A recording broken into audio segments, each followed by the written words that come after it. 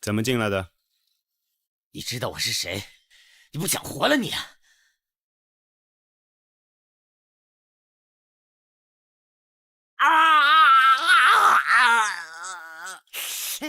怎么进来的？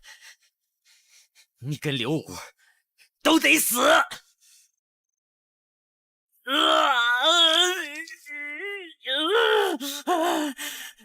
怎么进来的？邓老板，钱切不杀之恩。不杀？你的快枪杀了多少无辜的人，还不该杀吗？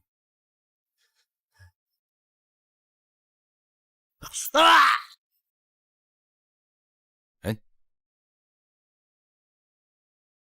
你怎么才到？抓了个刺客，要对大哥下手。刺客？我怕目标太大，给解决了。肯定是左善，他真是活腻了。现在杀他还为时过早，大哥只是让你给他点颜色看看，便宜他了。从现在开始，山鹰要密切监控吴玉堂和左善，山堂兄弟要随时待命，准备迎接恶战。其实只要做了左善，道上兄弟就全明白了，大哥就是陕西真正的老大。这是迟早的事儿。不过不服咱们的人实在是太多了，我和山鹰都快累死了。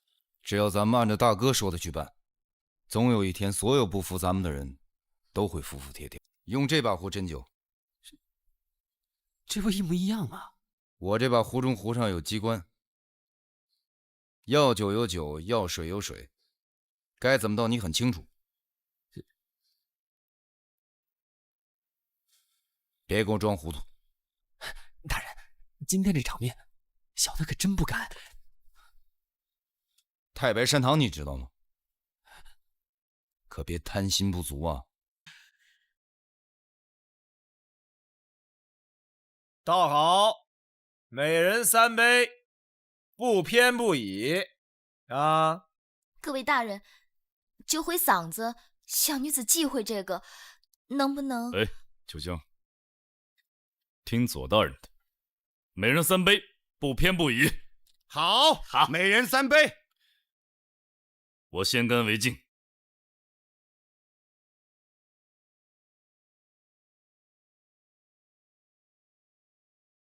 啊，好，好，好。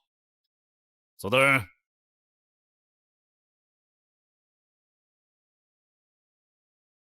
好，爽快，痛快。秋香，你呢？秋香，来。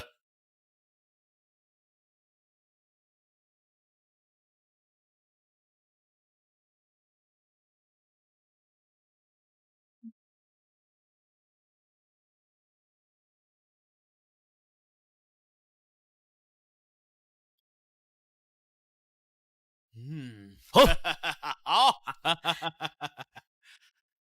诸位大人，请吧。啊，好，来，喝吧，喝吧。来，左大人，你要是能把这杯酒喝了，我刘武奉陪到底；你要是不喝，咱们就到此结束。陪着我交往好碰啊！左大人，你要是还没有尽兴，你就去烟花柳巷。我刘武做东的局，就算是喝多了，也不能如此无礼。谁喝多了？他们动我没尽孝，能走吗？这人寿有别，就在于男女的问题。你们一直学习大汉的礼仪，学了300年，怎么就学成你这个样子？那你们去叫陈死，陈能不死吗？君要陈的老婆，能不给吗？这样的君主，不是昏君也是暴君，荒无日矣。左大人。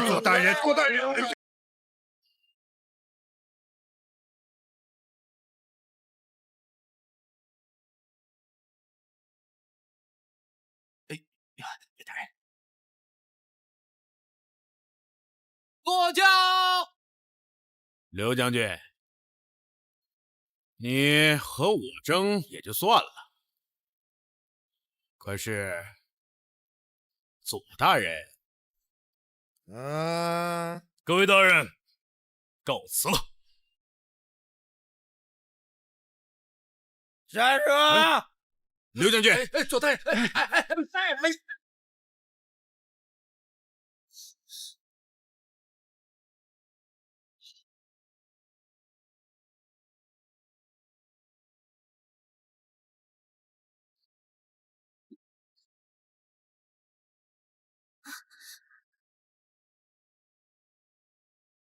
起轿。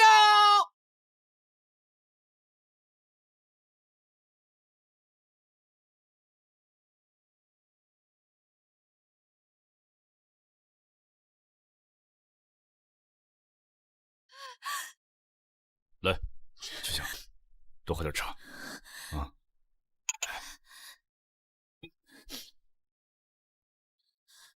他怎么吐成这样啊？都是左山那个畜生干的。又是他！我有一个醒酒的偏方，你让厨房的人过来试一下，很灵验的。好，大哥，我都不知道该怎么感谢您。哎，我今天在酒宴上说的话，绝非戏言。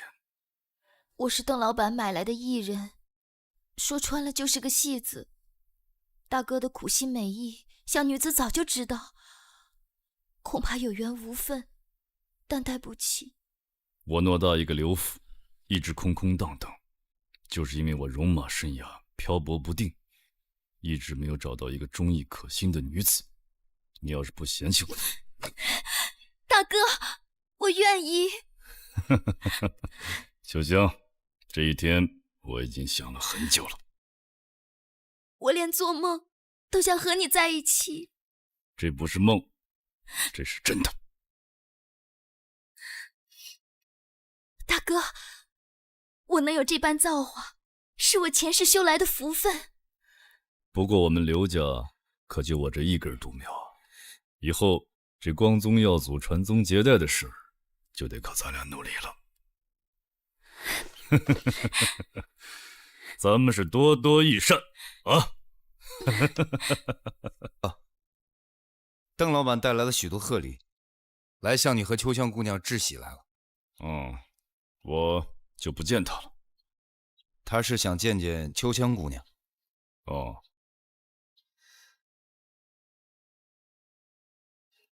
那秋香你去一下，该跟他了结的，就跟他了结了。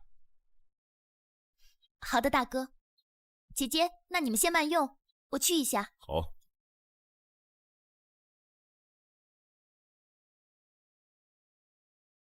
陕西新军和整个西北军的力量对比，我们以前的行动都是说干就干，还真从来没有形成过文字。大哥，我们接下来的行动规模和影响都太大，必须要有行动纲领、指导原则和执行步骤。凌云姑娘倒是也这么说起过。凌云完全可以胜任这份工作。她虽阅历浅，经验少，可她读过很多书，目光准确，思维敏捷，一般男人折腾不过她。怪不得连梁守道也给我推荐她。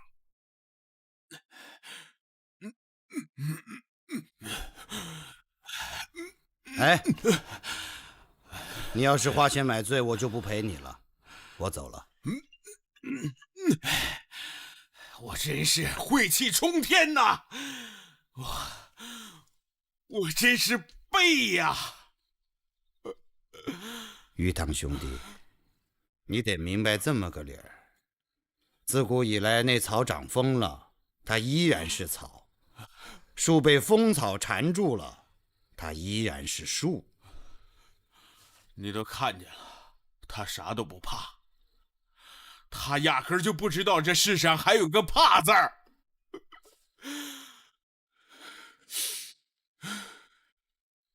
你以为你失败了是不是？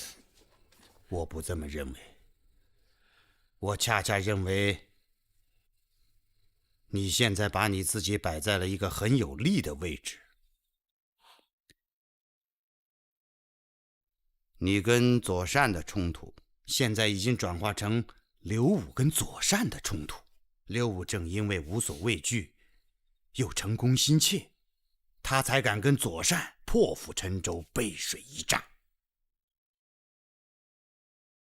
鹬蚌相争，渔翁得利呀。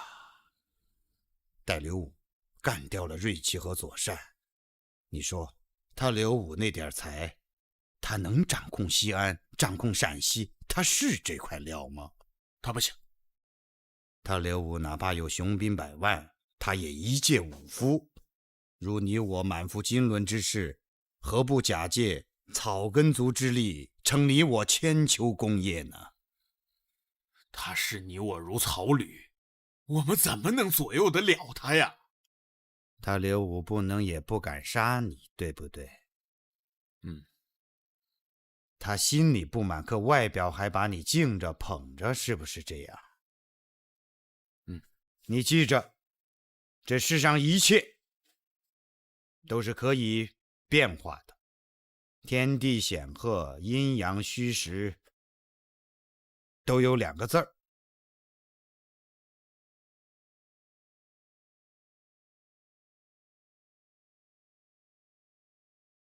请。2位大人，小的张一文奉新军刘副总兵之命，前来向左大人谢罪。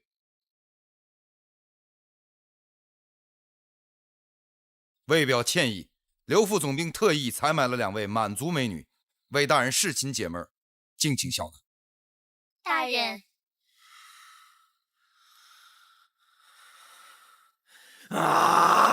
我杀了你！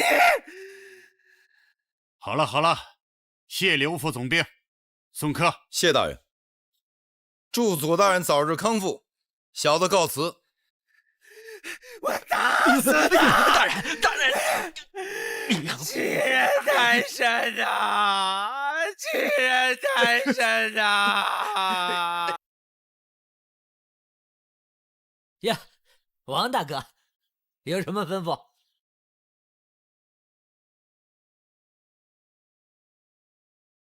邓老板是聪明人，我今天一大早来了，你还不知道什么事儿吗？得，秋香想要什么，你让他尽管来拿。少装糊涂。你怎么带秋香的？自己心里清楚。你说这刘大人也是在风月场上混过的，他就应该明白。少废话。那你先说，是要钱要命？把这个给我签了，马上收拾东西，远走高飞，忘掉西安的一切，永远不许回来。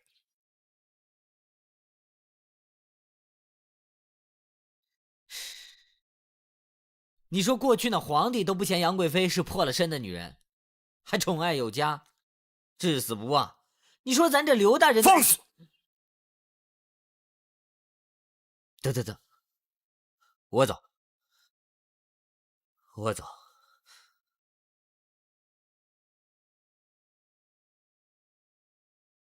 我感谢刘大人不杀之恩。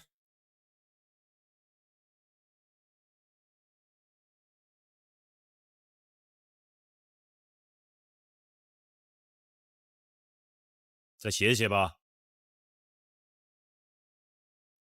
还写什么？染指过秋香的都有谁？写下来，我得给他们封个口。没有了，真的没有了。对你还不够宽宏大量吗？写不写？写，我写。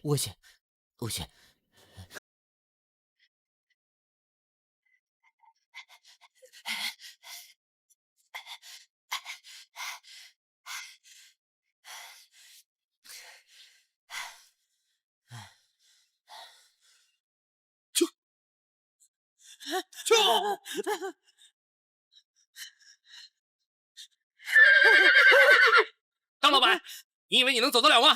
我把钱都给你，都给你！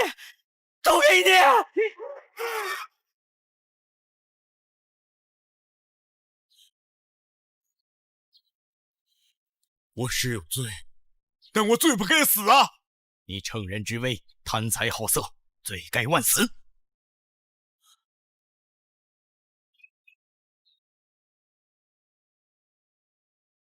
来呀，咱们天下洪门是一家，亮出海底不分你我他。刘武也以往没有做过败坏洪门之举的事儿，可是开香堂收炮营的时候，他竟然把会书会规全撂开了。哎呀，什么除恶务尽呐，为善是举，弄得人真是头疼啊！什么除恶务尽，为什么善事举？放狗屁！那善恶都是他一个人说了算的啊！那就是胳膊粗的欺负胳膊细的，就是败坏门规。我的地盘被他硬占了，他现在把全省各地的龙头老大都不往眼里放。这刘武不是这种人吧？就是在这个香堂上，刘武把话挑明了说，太白山堂要在全国各地要广散布票，各地还要设立码头，还要威震三秦呐！信不信呐？你走着看，太白山堂要罩住了我的子午岭，非压住了你的定军山，还有你的华山堂。这个混账刘武啊，不收拾他就没法活了。对，收拾这刘武，收拾这个太白山堂。秀才遇见兵，有理说不清。太白山堂全是兵，我一个唐心府，我就是吃钢摇铁拉硬使，也挡不住刘武往外窜呐。甭说这些是是非非的，光设香堂，哎，那太白山鹰满天飞，到处找咱们的麻烦，再往后可就要动到咱们的命根子上了。对呀，咱们就这么忍着。哎，我苦心经营的华山堂，就成了他们的囊中之物了。别娘娘似的诉苦了，咱滚刀肉般的打下这份家业，岂能毁在他的手里？说说治他的办法吧。这左善、吴玉堂、瑞奇三人联手，都被他刘武打得一败涂地。我们又有什么反制之法呀？哎，他们是求胜心切嘛，动硬的来快的，正好撞上刘武所擅长的，所以败了吗？对。哎，吴玉堂跟刘武斗，在明处斗，咱们可以来暗的呀。表面上咱们做的风平浪静，可背地里所有的阴招、损招、毒招、狠招都用上，看准了下手，要招招见血。而且还要四面开花，让刘武是顾了头顾不了腚，白放着的新军他用不上。好啊，这么一来，哎，咱们不就说了句动脑筋的话？哎，我想来想去，就想这么个干法，你们看看。来，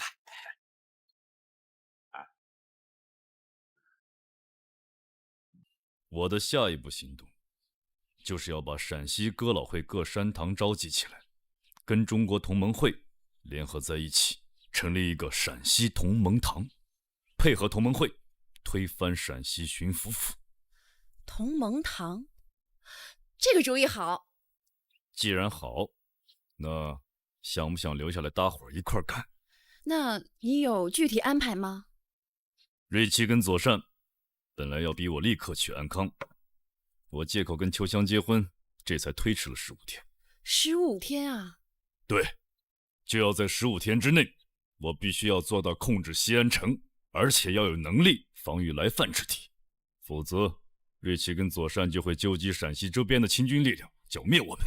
到那个时候，我们不但演了一出悲剧，我刘武也就变成了一个笑话。15天？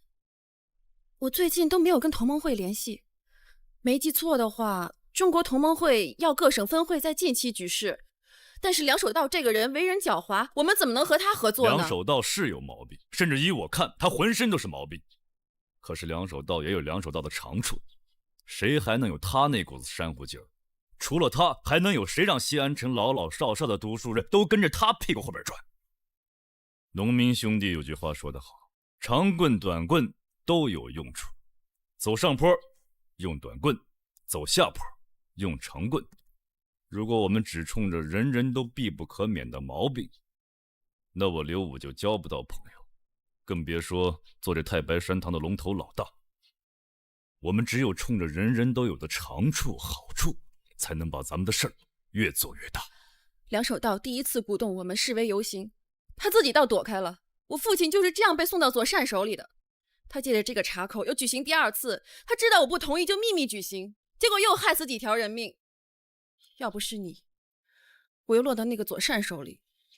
这样的人，我眼里容不得一粒沙子。那要这么说，你也容不得我。没有，我没有。那是你没把我往低了看。往低看？在我16岁的时候，我就手刃杀父仇人。这10几年来，当兵男人干的坏事儿，我一样不落的全干过。醉生梦死，棉花素柳，杀人如麻，占有欲，贪财心，贪财好色，无人能及。哎，好了，我求你别说了。你要是愿意留下来，大伙儿一块儿干，你就留下；你要是不愿意，就回去吧。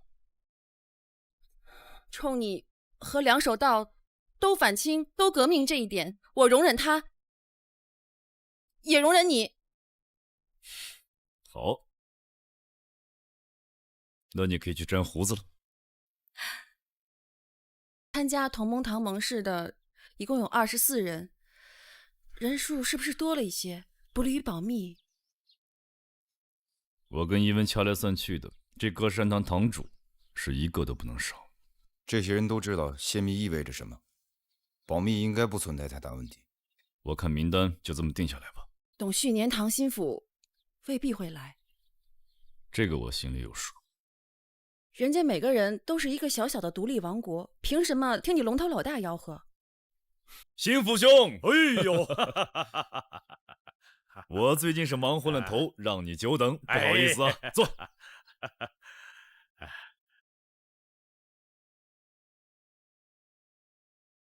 哎，大哥，坐呀。兄弟有失敬礼，所以今天是来请罪来了。兄弟之间何罪之有？来坐。大哥，唐朝古墓挖出来的，真正的千年老玉。哦，大哥，祝你和秋香和好百年，白头偕老。这么贵重的礼物，我受之有愧呀。同为洪门中人，你又是我们的大哥，本是不分你我一家吗？就按你这句话，既是同门中人，这礼物我收下了。哈哈哈哈哈哈！咱们不计前嫌。不过，这会归会议，咱们还是要搞清啊！是是是，共举大义，弘扬洪门宏愿。是啊是啊，严建德，这满清气数已尽，正是你我大有作为之日啊！不过，兄弟现在还吃着朝廷的俸禄，替朝廷在卖着命，也是说来有愧。谁都知道，你是人在新君心在汉呐，跟左权干仗，三秦父老都是拍手称快啊。那我最近跟左善之间发生的变故，你怎么看？当然是大快人心呐！我是佩服之至，双手称赞。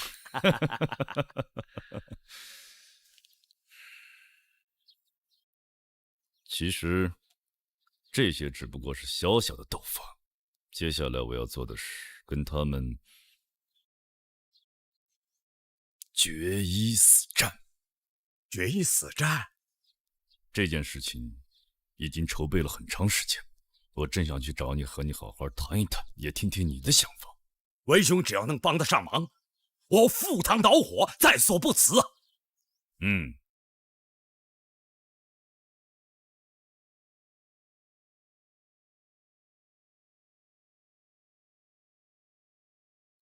官爷在上，官爷在上。我等太白山堂镇龙头刘武和子午岭山堂镇龙头唐心府在此起誓。我子午岭山堂堂主唐心府和太白山堂镇龙头刘大哥向你起誓。我等秉承洪门大义，立山为堂。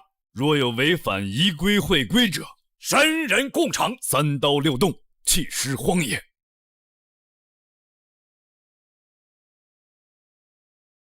现在其他各省也都在闻风而动，他们怎么搞，我们就照着来。这举之后呢？自古成者王侯，败者贼，举失败，我们都得掉脑袋。这个当然。如果举成功呢？那自然是组建新政府。自古以来，谁打天下，谁做天下。同盟堂打下了陕西，自然是由同盟堂来掌管陕西的一切。怎么个掌管法啊？论功行赏，选贤任能，把上至巡抚、下至乡保的朝廷官员，通通都换成咱同盟堂的人。大哥，你不怪我打破砂锅问到底吧？俗话说灯不挑不亮，话不挑不明，咱就当着官爷的面儿，把你不明白的、不清楚的尽管问。这同盟堂，这论功行赏、封官许愿，究竟是谁论谁封？一句话就是谁说了算。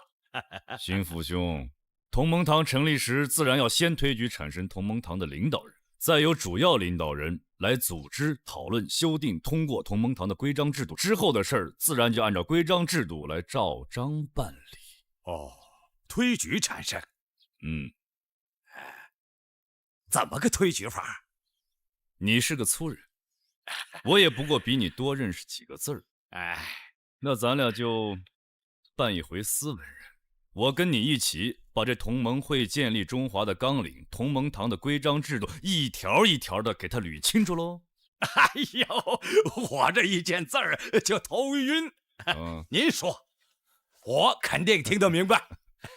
都是明白人，我也保证给你说明白了。是。哥，魁氏，魁氏，来，快把门关上。是。来人，走！来人，走！魁氏，咱们走吗？大哥，有人对太白山一下手，光我知道的就死了3个。什么人杀掉了太白山鹰？不知道，都是趁人不备，连我也差点。快扶他进去！是，去叫军医。是，大哥，有人在饭里下毒，炮营上百人躺下了，还有10几个中毒身亡了。大哥，谁干的？我还不知道。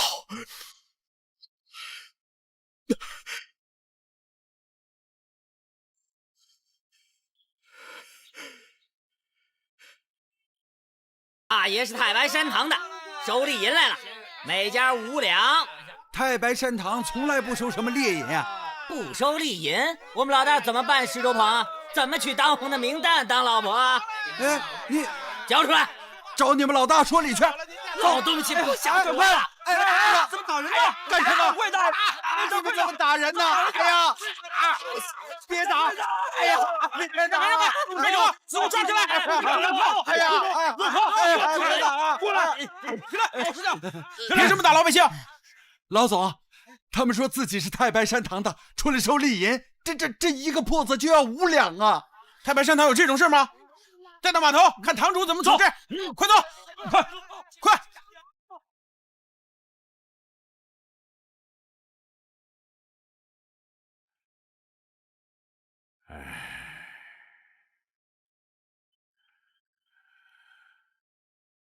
大哥，兄弟们干得太棒！干的究竟对不对，我也吃不准啦。大哥，这不是咱们反复推敲过的吗？是推敲过，咱把刘武看得太简单了。那太白山堂要成了总堂，还有咱兄弟活路吗？他不是太白山堂成总堂，是太白山堂和各山堂压在一起成立同盟堂。同盟堂？啥玩意儿？又让瑞奇这老小子当枪使了。大哥，此话怎么讲？有什么事快说吧。刘大哥，我觉得你这个人非常善良，非常仁慈，还非常公正，也非常宽宏大量。可是别那么多非常了，我现在就有一堆非常的事情，等着我去立刻处理。是杀人的事儿？没错，正是。你不能为了平息你的嫉妒和仇恨，把搞秦腔的艺人都赶尽杀绝吧？跟我绕了半天弯子，原来是跟我说这个事情啊。是，秋香拦不住你，都快急死了。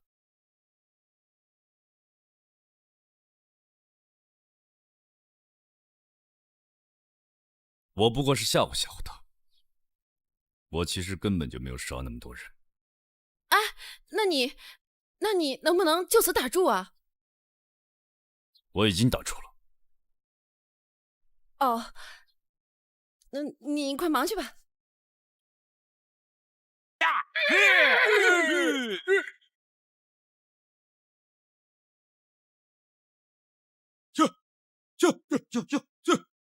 我的安危，你们不用担心。但是从现在开始，你们每一个人自己要小心。对手伤不了我，就是因为有你们跟山鹰的存在。他们现在会从你们身上下手。从今天开始，你们要尽量避免单独行动。伊文，要给他们加强护卫。是。大哥，翠华山山堂主周福来紧急求见。剩下的事你安排一下。还有，唐心福这小子以前太惯着他了，你帮我教训他一下，别伤他性命，我还用他。明白，大哥。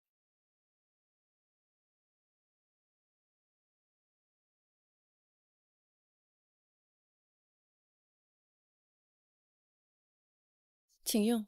啊，谢谢。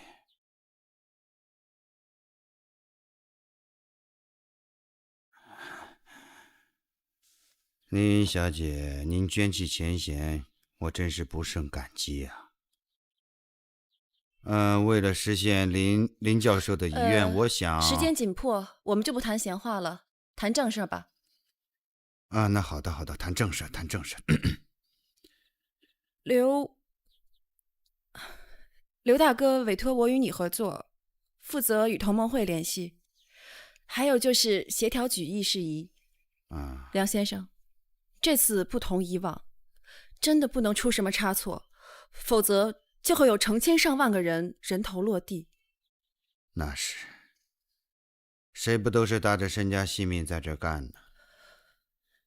我想了解一下目前全国各地的状况，还有就是总部有什么新的指示？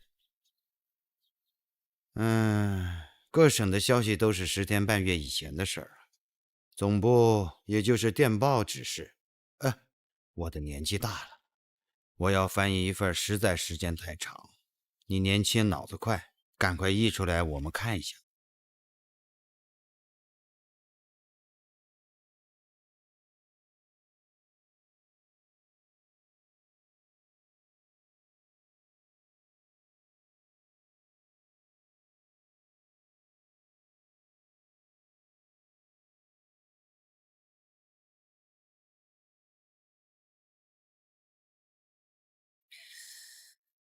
梁先生，这一电码变了。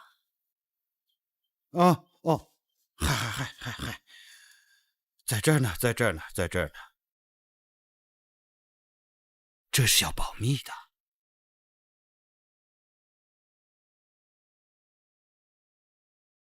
哎，梁先生，快说一说你和同盟会总部的关系，让我这心里也有个底。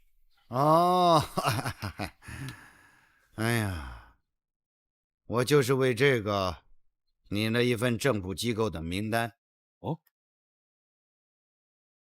哎呀，厉害！梁先生果真厉害啊！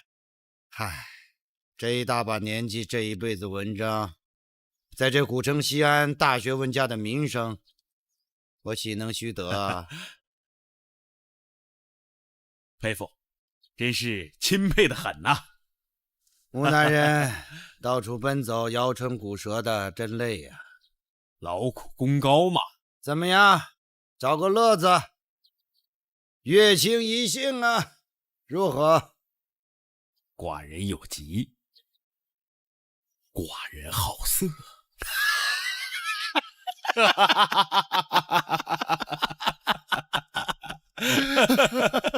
上品者，乃卓越处子也。好办，好办。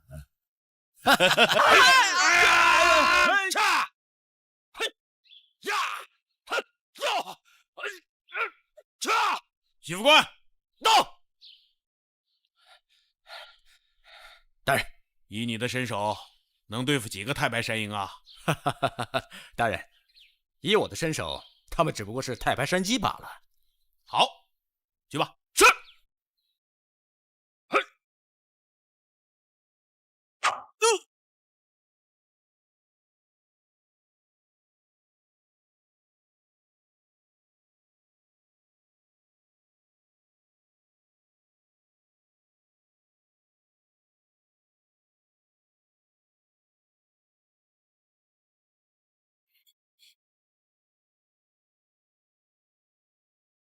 这是谁？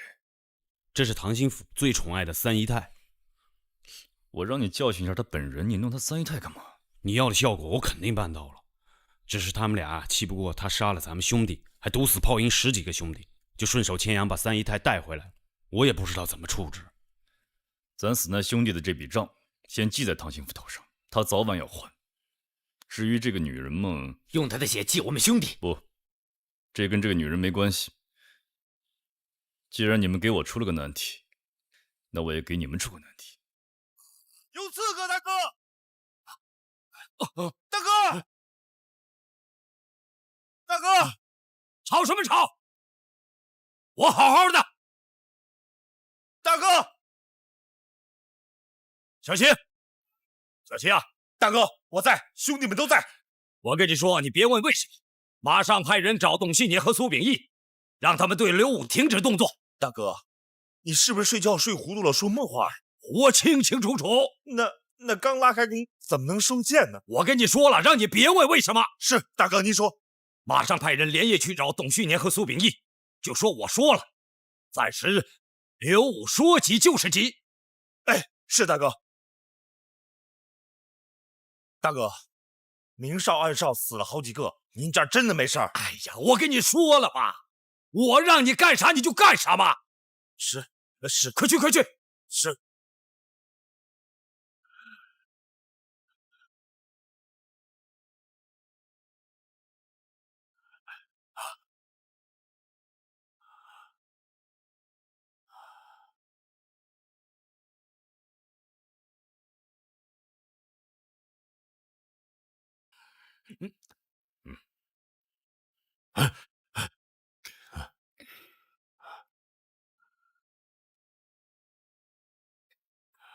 三儿，三儿，三儿，你怎么回来了？啊？怎么了？你梦见鬼了不成？他们是怎么吓唬你的？你跟我说，啊？我真不明白，你胡说八道说什么呢？啊，羊呢？做什么噩梦了，把你吓成这样了？啊！哎呀，没事没事。小齐，陈小齐，小齐，小齐，大哥，饭桶，全是饭桶。大哥，您这不好好的吗？好好的，太白山鹰进了我的子午岭山堂，如入无人之境，还好好的，好你娘个腿！大哥，哎呀，您不是做噩梦了吧？没事没事，你大哥是让噩梦给吓住了。我但愿它是个噩梦，它不是梦啊！我怎么这么渴呢？快拿水来！拿水来！大哥，啊，这屋里有股怪怪的香味儿。嗯。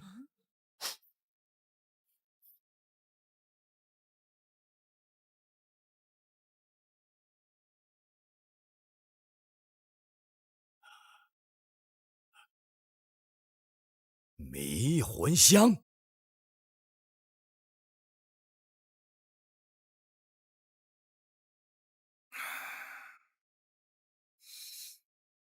知道我们要干什么吗？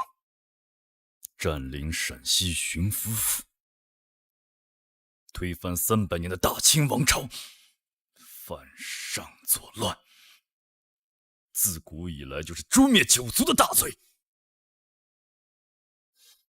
我打过几千、几万人的大仗，不管再苦、再难、再艰险，我心里都有数。我知道我会赢，我都照吃照睡，心里跟不担事似的，就像我的心都不曾跳过。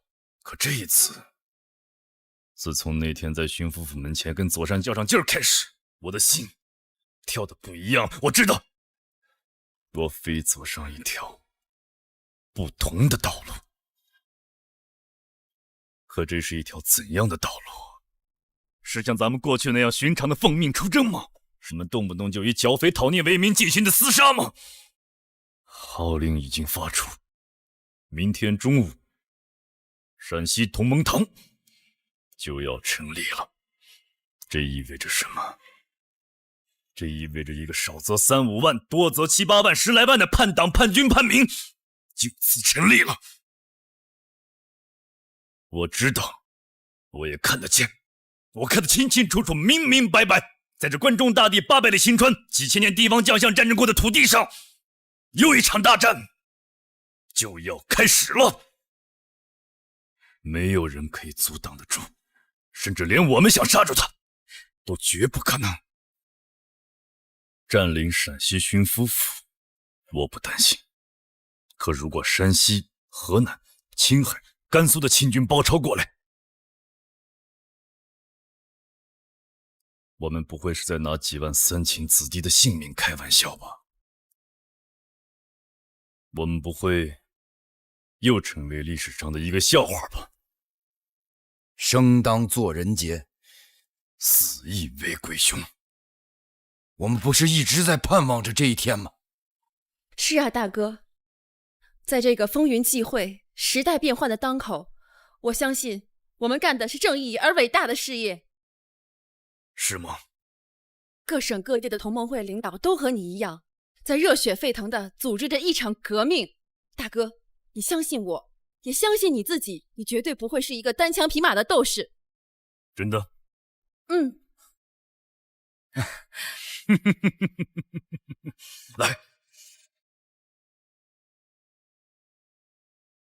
生当作人杰，死亦为鬼雄。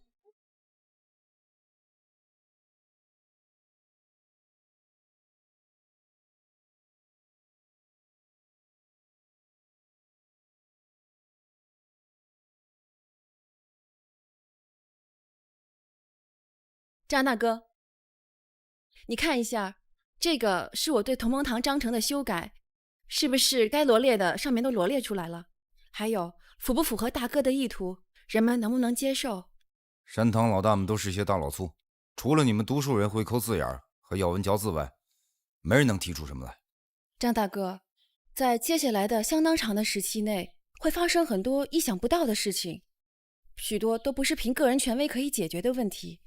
那我们就需要这样一份法规性的东西去解决，所以马虎不得。这么说，这个章程就相当于哥老会的红十条了？哥老会的红十条太简单太粗略，这个是同盟堂的章程，是我从中国同盟会总会的章程和各个会党的章程中总结出来的，有上百条呢。是吗？嗯，那我可得仔仔细细的抠一抠了。几个昼夜熬出了这个同盟堂的章程，有的放矢，粗俗有致，简直就是一部临时的宪法呀！我本来还发愁如何约束这些哥老会的山堂老大。有了凌云这个同盟堂章程，我就什么也不用愁喽。那帮子人呐，都是大老粗，有一些人一辈子都没有走出过小山村，用得好他就是生力军，用得不好他就是祸害西安的蝗虫。这个章程可能对他们也无济于事。你对这个章程本身有什么看法？在同盟堂的领导人中间，是不是再添加一个人？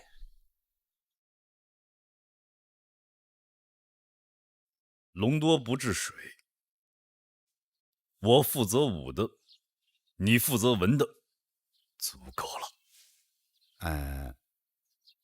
我是这么想，吴玉堂不管怎么说，他也是新军的创始人，名义上的总兵。外界并不知道你跟他的恩怨，如果不用他，我想有人会对你有看法。别人的看法对于我而言无足轻重。哎呀，吴玉堂不管怎么说也是一块有分量的招牌啊！在领导人中间，如果启用他做帮手，也有利于号召新军。另外，也可以说明你宽宏大志，仁义兼得嘛。好，再容我思量思量。好的，好的。这也是没有办法的办法。当然，不过你也就给他一个虚头巴脑的名分罢了。我告辞了。好，不送。二位，请，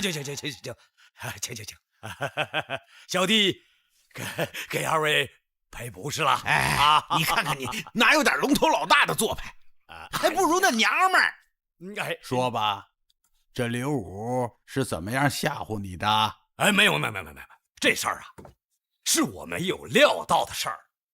这小子，借反清的大旗做苦皮，给全省的哥老会山堂挖了一大坑啊！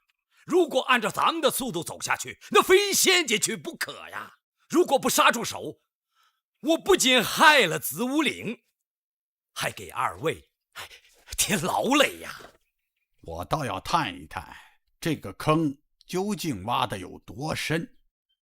董老爷子，来，请，请坐。董老爷子，这同盟堂章程我也给你了，你要愿意加入呢，就加入；要是不愿意呢，咱们谁也不勉强谁。这哥老会相传几百年，那究竟靠的是什么？老爷子，您先别发那么大火。我虽然给你发了帖子，可是在帖子上我也写得明明白白，自由自愿，互不隶属，那是哥老会的天条。你却弄了个同盟堂，让全省哥老会各山堂都隶属于一人。董兄，这同盟堂不是哥老会总堂，它只是为了推翻巡抚府，占领陕西、光复陕西的一个临时组织。咱们在这个前提下，谁隶属谁了？不管把猫说成咪，还是把咪叫成猫，我们都听你的去打满城。这不是把我华山堂隶属你太白山堂了吗？董老兄，那你创建华山山堂的目的是什么？破坏哥老会视为天条的规矩。年轻人，你得往这上头想想。哎呀，董老爷子，咱哥老会的最高宗旨、最高天条，它也绝对不是互不隶属。云凤兄啊，你把哥老会的会书翻开好好看一看。董老爷子莫非真是年纪大了？咱哥老会会书的第一页就开宗明义，反清才是咱哥老会的最大规矩、最高天条。反清反了300年了，谈何容易？是拎着脑袋去攻城打仗的事儿，对谁来说也不是容易做的一个决定。这吉凶成败，谁也不长前后眼啊！哎呀，我呀老了啊，这个脑子啊没你们年轻人转得快，容我呀再好好想想，才能让咱老百姓都过上好日子。不过他们都是秀才出身，这俗话说秀才造反3年不成。这同盟会也组织过不少次革命了，但是到现在为止还没有成功过一次。我们哥老会成立300年了，一直在反清，一直被封杀。虽然说人多势众，可是到现在也没弄成什么事。为什么呢？包括我在内，我们都出身于穷苦人家，大老粗一个，我们是一个山堂一把号，一个山堂一个调，我们是只认大哥不认理啊。咱哥老会没有拧成一股绳。本来呢，我刘武也不配在这种场合跟诸位讲这番话，但是咱们本着同一个目标，承蒙各位的厚爱和信任，我和梁守道老先生已经取得了各山堂堂主以及陕西同盟会各位领导的同意，咱们今天汇聚在此，歃血为盟，就是要成立反清反帝的陕西同盟堂。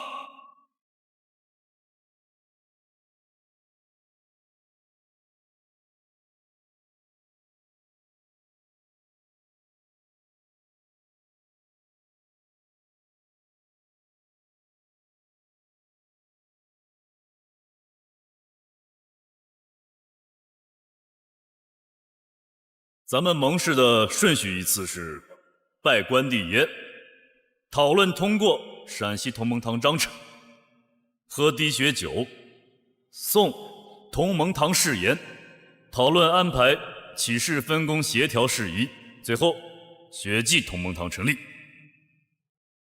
在下男女一结陕西同盟堂，诚心参拜关爷。自今年今月今日今时起，望关爷神明烛照同盟堂，庇佑同盟堂。如此圆桌而坐，这就表示人人都是平等的，无高低上下尊卑之分。但是大家知道举事，这是千头万绪的大事，绝不可能一个人一窝蜂乱哄哄的蛮干，那不叫革命，那叫送命。同盟堂的章程那是规矩，同盟堂的打仗也是要有章法。综上所言，我根据具体的情况，在会前已经跟个别的人取得了一些意见，决定推举刘武为这次举义的总指挥，全权负责部署安排占领西安的所有事宜。在座的如果有异议，请即刻提出。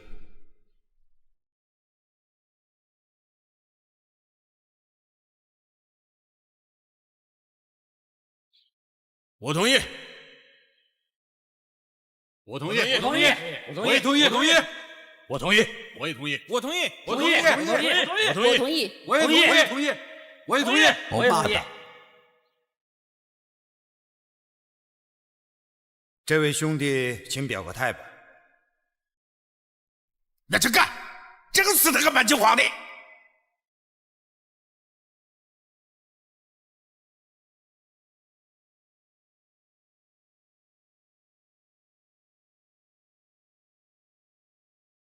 全数通过，就这么定了。承蒙信赖，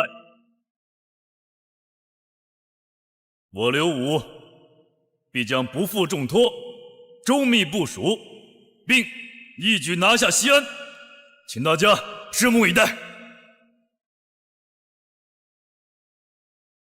自古起事，成则均田地封诸侯，败则掉脑的诛九族。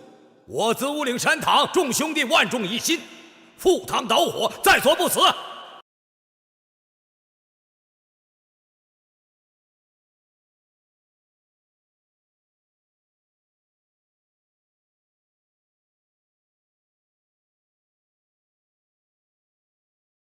岳爹爹，你想的这些招也不灵啊！哼，国运欠安，匪夷四起。这不，又接到朝廷密报了，一批海外留学的同盟会头目筹集了大笔钱财，纷纷回国。看来最近啊，他们又要闹事了。远的不说吧，就说唐心府，怎么刚折腾起来又没信儿了？让刘武给制住了呗。来人，给瑞爹爹上茶。是。我看你也甭拦我了，把甘肃宁夏清军调过来，把他灭了得了。他去安康的日子不是没几天了吗？我一天也不想看他活，我天天想看他死。哎，我说你那些耳报神都干什么去了？有好几天都没有刘武的消息了，我们不能老在这巡抚府待着，成了聋子瞎子。万里宗邦，9轮伤心惨目之境，500兆神树，不共戴天，与地之仇。梁山水，桃源乡，戮力同心。一碗寻常酒，集英雄积血，一入英雄堂，肝胆永相见。驱除鞑虏，复我汉室，兴我中华。干！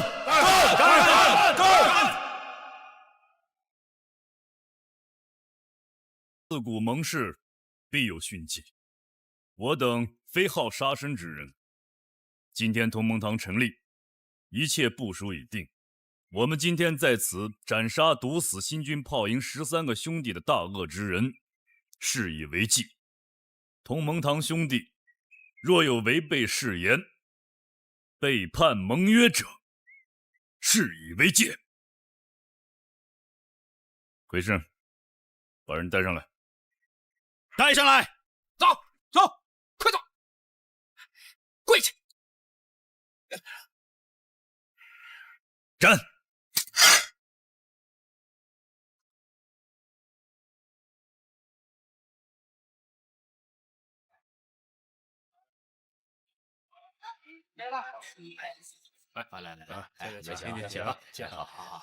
举事在即，大家有很多事情要一起商量。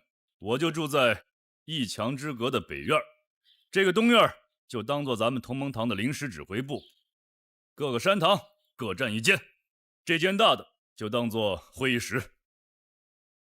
各位的随从保镖就请留在刘公馆的接待室，吃喝拉撒由我刘公馆负责，但是不准进入这个院子。请各位要约束好各自的手下，不准泄露机密，也不准惹是生非。大家就各自去准备吧，请尽早搬过来。好，来呀，清楚了，这地连选的不错。快跟着，快点！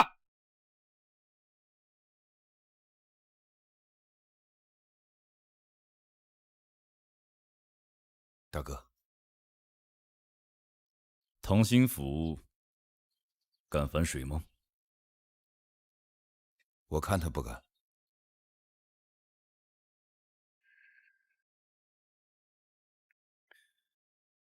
把唐心府、苏秉义，还有那个阴不唧唧的董旭年，都当做咱们的防范对象。